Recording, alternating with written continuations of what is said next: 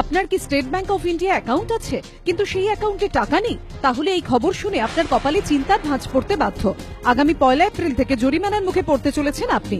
শুক্রবার এক বিজ্ঞপ্তিতে এসবিআই জানিয়ে দিয়েছে এবার থেকে প্রতিটি অ্যাকাউন্টে ন্যূনতম টাকা থাকা বাধ্যতামূলক, না হলে গুনতে হবে জরিমানা।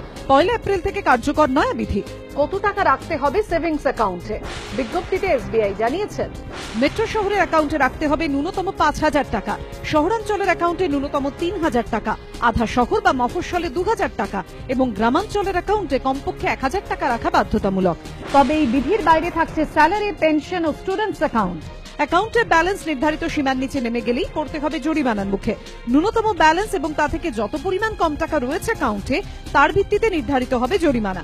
মেট্রো এলাকায় ন্যূনতম অ্যাকাউন্ট ব্যালেন্সে ঘাটতি 75% বেশি হলে জরিমানা 100 টাকা, সঙ্গে সার্ভিস ট্যাক্স। সহজ করে বলতে গেলে মেট্রো এলাকায় আপনার ন্যূনতম অ্যাকাউন্ট ব্যালেন্স থাকার কথা 5,000 টাকা, কিন্তু 75% বেশি ঘাটতি হয়ে গিয়েছে, অর্থাৎ অ্যাকাউন্টে রয়েছে মাত্র 1,200 টাকা। সেক্ষেত্রে আপনার জরিমানা 100 টাকা এবং পরিষেবা কর।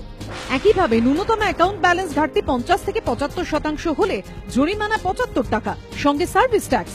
ঘাটতি 50% কম হলে জরিমানা 50 টাকা, সঙ্গে সার্ভিস ট্যাক্স। গ্রামীণ এলাকায় ন্যূনতম ব্যালেন্স না থাকলে 20 থেকে 50 টাকা জরিমানা দিতে হবে, সঙ্গে যোগ হবে সার্ভিস ট্যাক্স।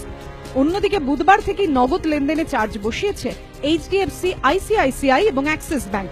মাসে 4 বারের বেশি নগদ লেনদেন করলে গ্রাহকদের দিতে হবে ন্যূনতম 150 টাকা চার্জ। সেভিংস বা স্যালারি দু ধরনের অ্যাকাউন্টে কার্যকর হবে এই বিধি। তবে এটিএম এ টাকা তোলা বা জমার ক্ষেত্রে এই বিধি লাগু হচ্ছে না। এসবিআই এর পক্ষ থেকেও জানানো হয়েছে 1 এপ্রিল থেকে ব্যাংক থেকে 3টির বেশি লেনদেনের ক্ষেত্রে লাগবে 50 টাকা চার্জ। তবে এটিএম থেকে কোনো গ্রাহক 10 বার টাকা তুলতে পারবেন, এর জন্য কোনো চার্জ লাগবে না। এবিপি আনন্দ।